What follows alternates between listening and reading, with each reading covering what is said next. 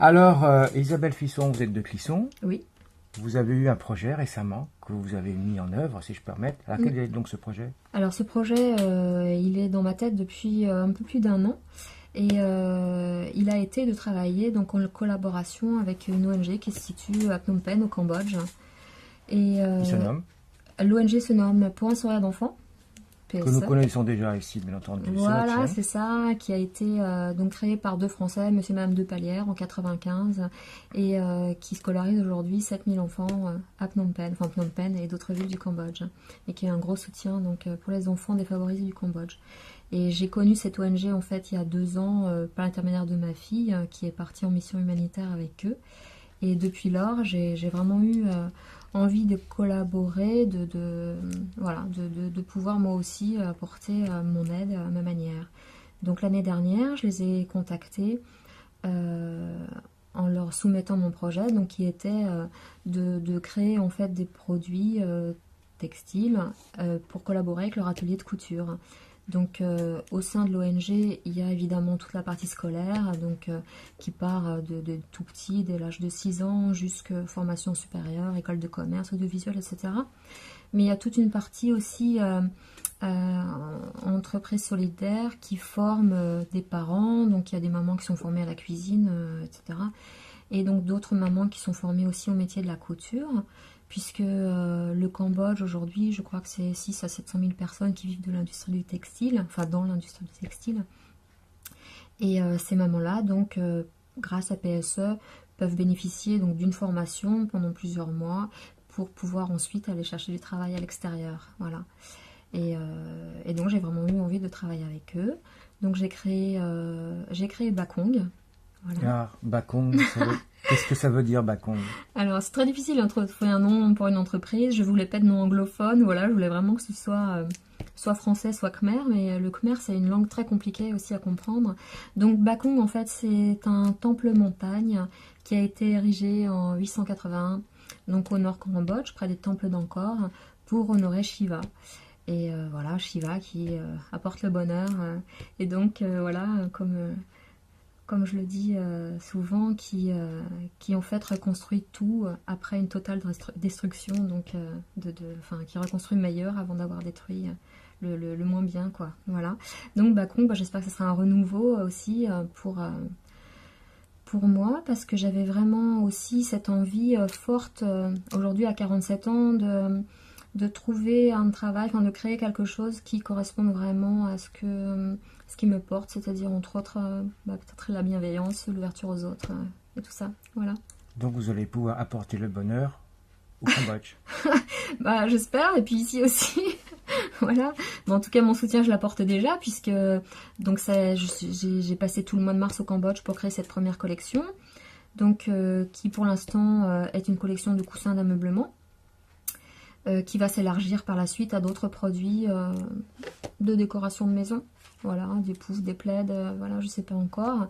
Donc j'ai travaillé avec de la soie du Cambodge, j'ai travaillé avec des batiks d'Indonésie, j'ai essayé de créer une gamme qui soit assez large, qui ait des produits un peu plus, on va dire, ethniques, des choses un peu plus classiques, comme des petits cotons Liberty, des petites fleurs et tout ça, pour qu'il y en ait pour tous les goûts. Voilà, donc l'objectif, comme je vous disais, c'était travailler avec cet atelier de couture pour venir en soutien à ces femmes. Et l'objectif final, c'est donc, on va dire, une économie circulaire, c'est que, voilà, une fois que Bakong sera bien lancé et que nous ferons des bénéfices, c'est de reverser en fait ces bénéfices auprès de PSE pour les enfants, et peut-être plus tard travailler avec d'autres coopératives de femmes et d'autres associations qui œuvrent pour l'aide à l'enfance. Voilà. Donc le fonctionnement, on a bien compris, vous créez et ils fabriquent au Cambodge. Oui, c'est ça. Je fais mon sourcing, moi, voilà, de soie, de tissus divers et variés, comme je vous disais. Voilà. Je dessine mes prototypes. Ils les fabriquent effectivement au Cambodge. Donc voilà, l'atelier est dirigé par Sina, qui est une jeune femme adorable. Et toute la production a été terminée donc en juin. J'ai tout reçu en France ici fin juin. Voilà. Donc maintenant, il faut, il faut me faire connaître, se faire connaître, voilà, que le bouche à oreille se passe. Et ce que je veux vraiment vendre, c'est non pas juste un produit, c'est vraiment une histoire. C'est-à-dire que quand vous achetez quelque chose comme ça, vous n'achetez pas uniquement ce coussin, vous achetez la formation des mamans qui va avec, vous achetez le fait de pouvoir permettre à leurs enfants d'aller à l'école, voilà, c'est tout ça que vous achetez. Puis vous achetez aussi un produit unique parce que, voilà, il n'y en a aucun qui ressemble, enfin, il n'y en a pas un qui ressemble à un autre. Oui, parce que c'est fait main. Ah oui, voilà, tout est découpé, assemblé à la main, et puis tous les produits qui sont fabriqués avec des batiks indonésiens, en fait, suivant le morceau de tissu dans lequel il est découpé, sera différent d'un coussin à un autre. Voilà, d'une même pièce de tissu, vous aurez 2 coussins différents, en fait. Voilà. Donc c'est vraiment aussi ma volonté de faire des choses qu'on ne trouve pas ailleurs, voilà, qui se démarquent un petit peu. J'ai par le passé travaillé un peu dans l'immobilier et parfois je trouvais un petit peu triste que beaucoup de gens aient la même décoration. Voilà. Donc je trouve ça important d'amener de la couleur et de la gaieté dans les maisons.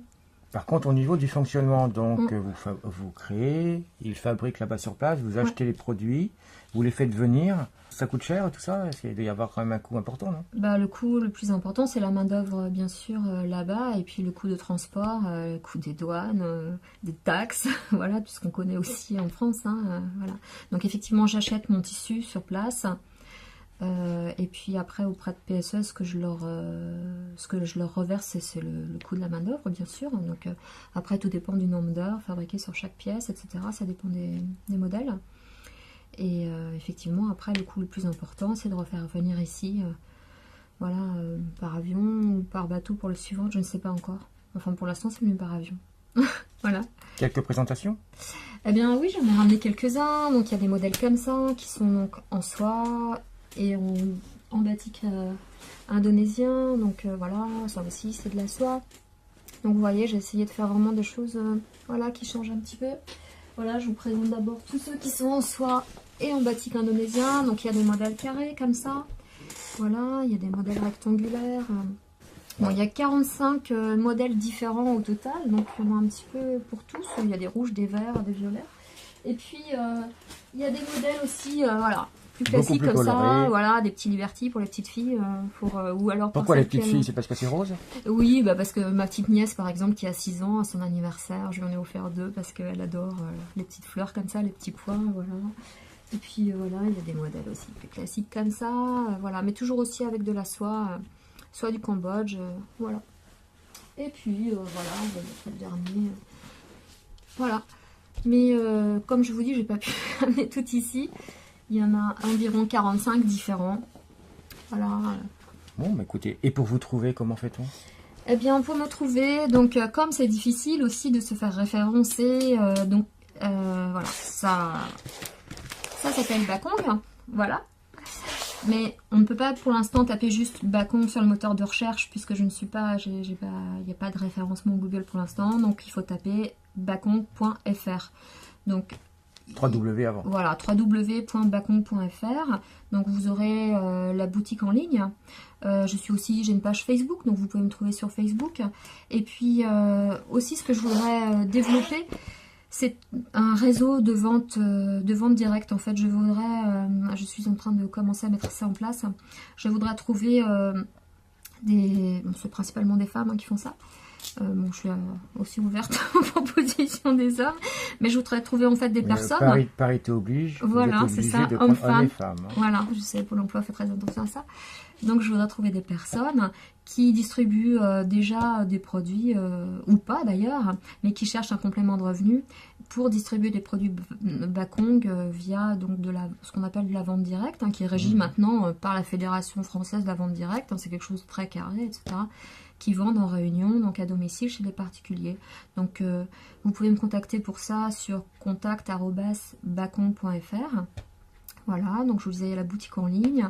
Et puis pour les livraisons, si vous voulez passer commande, si vous êtes de Clisson ou les alentours, au lieu de passer commande par le site pour éviter les frais de port, vous pouvez m'envoyer un message avec les références des produits et j'irai vous les livrer. Comme ça vous gagnerez, vous économiserez les 5 € de frais de port. Je l'ai fait récemment pour une dame qui habitait dans le centre de Clisson. Donc voilà, en plus, on s'est rencontrés, c'était sympa, voilà. Bon, bah, écoutez, c'est parfait tout ça. Voilà. Donc, avis aux amateurs pour vendre des produits et avis aux clients pour venir acheter chez vous. Ben voilà, c'est ça. C'est acheter Bakong, c'est aussi faire de la consommation responsable, en fait, de l'achat responsable. Voilà, c'est ouvrir les yeux sur qui on a derrière cet objet. Voilà, on a quelqu'un qui est payé, qui est formé. Et non pas quelqu'un qui est exploité, comme on le voit beaucoup en Asie, malheureusement. Voilà. Bon, merci. Ben, je vous en prie, merci à vous.